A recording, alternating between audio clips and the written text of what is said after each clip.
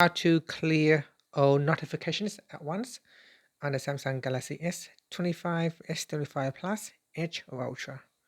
First, tap on the home button to return back to the home screen. Now swipe down at the top, at the center, to open up your notification panel. In here, you can see there are a number of different notifications.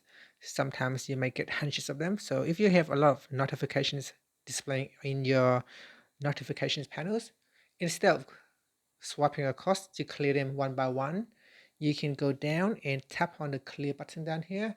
And this will allow you to clear all of the notifications all at once. So tap on clear and that's it. Now if I swipe down and open up my notifications panel, it will show no notifications at all. Here down here we can also tap on notification settings, and from that shortcut you can go down and choose what you want to get notified on, and that's it.